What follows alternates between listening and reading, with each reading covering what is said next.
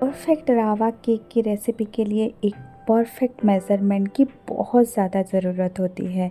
तो आज मैं एक परफेक्ट मेज़रमेंट के साथ स्पॉन्ज जैसी फुली फुली रावा केक की रेसिपी शेयर करूंगी, जो दिखने में इतना सुंदर बनकर के तैयार होगा, खाने में उससे भी ज़्यादा टेस्टी होगा। और इसको मैं बहुत ही ज़्यादा इजी तरीके से बताऊंगी आज, और इसका जो मैं मेज़रमेंट दूंगी वो बिल्कुल परफेक्ट होगा और आपका जो रावा केक है वो बिल्कुल भी फेल नहीं होगा। बहुत ही ज़्यादा टेस्टी और यमी बनकर के आज की रावा केक तैयार होगी। तो चलिए आज की ये सुंदर सी रेसिपी को स्टार्ट करते हैं। Hey guys, welcome back to my channel. और आज का ये वीडियो अगर आप सबको अच्छा लगे तो प्लीज़ वीडियो को एक लाइक ज़रूर कीजिए, जितना हो सके अपने व्हाट्सएप पे शेयर कीजिए और मेरे चैनल को प्लीज़ सब्सक्राइब करना ना भूलिए। तो चलिए वीडियो को स्टार्ट करते हैं। आज का ये फ्रूट रावा केक बनाने के लिए यहाँ पे पहले मैं ले रही हूँ एक ब्लेंडिंग जार, और इसमें हम डालेंगे 2 कप रावा। तो आपके पास सूजी जैसा भी हो, रावा मोटे रावा पतले रावा जैसा भी हो आप ले लीजिए। तो यहाँ पे मैंने लिया है 2 कप रावा, और इसमें मैं डाल रही हूँ 4 इलायची। और इलायची का जो अंदर का जो बीज है बस वही हम डालेंगे, बाहर का नहीं डालेंगे। अब इसको हम लोग फाइन पाउडर करके ब्लेंड कर लेंगे। ये देखिए बिल्कुल फाइन पाउडर।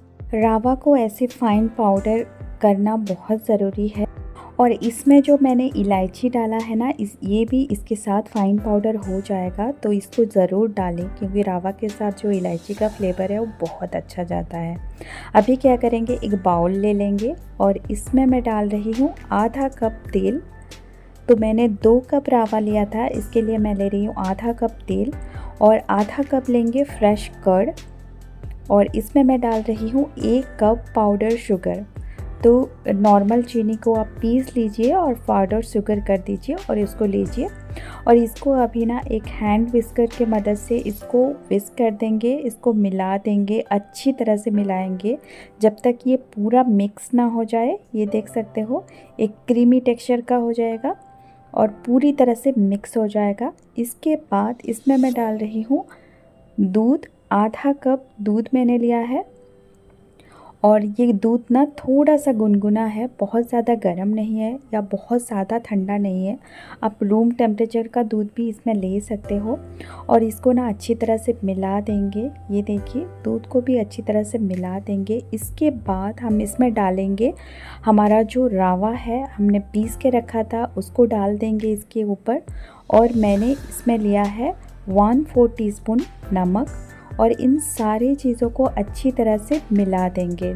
जब भी आप रावा केक बनाओ ना, उसमें थोड़ा सा नमक डालना तो अच्छा रहता है।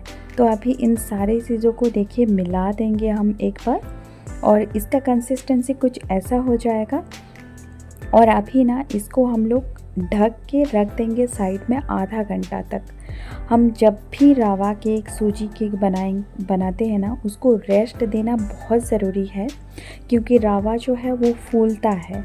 तो उसको रेस्ट करने के लिए रख देंगे हम लोग आधा घंटा तक। आज हम रावा फ्रूट केक बना रहे हैं। इसके लिए मैंने यहाँ पे एक कटोरा में टूटी फूटी लिया है 1/4 कप, और इसमें हम लोग थोड़ा सा मैदा ऐड करके उसको मिला के रख देंगे साइड में। इसको बाद में यूज़ करेंगे। इसके बाद हम लोग क्या करेंगे ना, जब तक हमारा रावा रेस्ट हो रहा है, एक कढ़ाई हम लोग गरम कर देंगे और इसको ढक देंगे, प्री हीट करेंगे 5 मिनट तक, क्योंकि आज हम जो रावा केक है वो कढ़ाई में बना रहे हैं।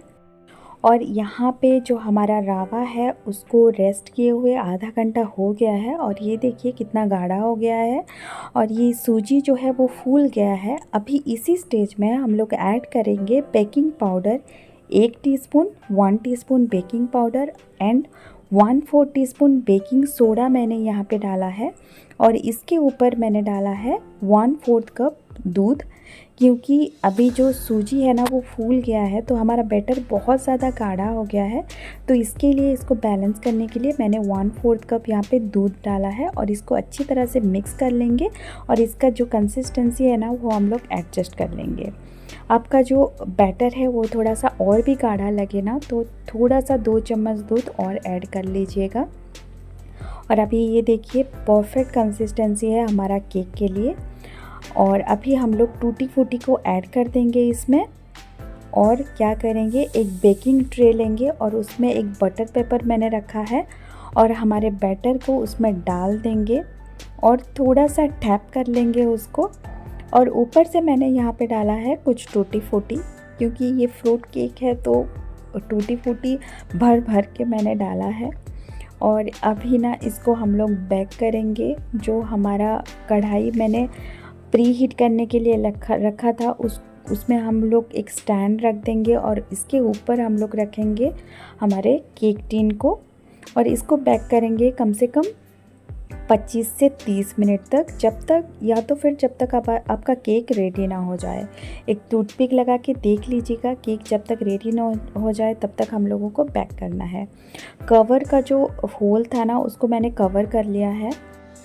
मुझे ये केक बेक करने के लिए कम से कम 45 मिनट्स लग गए थे। तो अभी ये केक बिल्कुल रेडी है। एक टूथपिक में इंसर्ट करके दिखा रही हूँ, देखिए बिल्कुल रेडी है। अभी एक चीज़ मैं बता रही हूँ, टूटी फ्रूटी को मैंने जो मैदे से कोट करके या मिक्स करके इसमें डाला है, वो क्यों डाला है, इसीलिए डाला है कि आप अगर टूटी फ्रूटी ऐसे डाल दोगे तो वो बैटर के नीचे जाके बैठ जाएगी। तो आप थोड़ा सा मैदा उसमें कोट कर लोगे तो वो नीचे जाके बैठेगी नहीं, वो अंदर ही रहेगी। तो इसीलिए मैंने थोड़ा सा मैदा उसमें मिला के बैटर में डाला था। तो अभी ये देखिए हमारा केक बिल्कुल ही रेडी है गाइस। ये बिल्कुल स्पॉन्ज केक जैसा बन कर के रेडी है। आप देख सकते हो इसका थिकनेस, इसका जो स्पॉन्जीनेस है, आप देख सकते हो कितना अच्छा बन कर के रेडी है ये केक। और रावा केक ना बहुत ज़्यादा सॉफ्ट होता है, इसीलिए आप उसको केयरफुली हैंडल कीजिए और एक शार्प नाइफ से ही उसको कट कीजिएगा। और जब केक बिल्कुल ठंडा हो जाए ना तभी उसको कट कीजिएगा। और ये मैं दिखा रही हूँ, तो देखिए कितना स्पॉन्जी, कितना सॉफ्ट बन कर के तैयार हुआ है। तो ज़रूर इस रेसिपी को ट्राई कीजिएगा, कभी भी फेल नहीं होगा, बहुत अच्छी तरह से बनेंगे।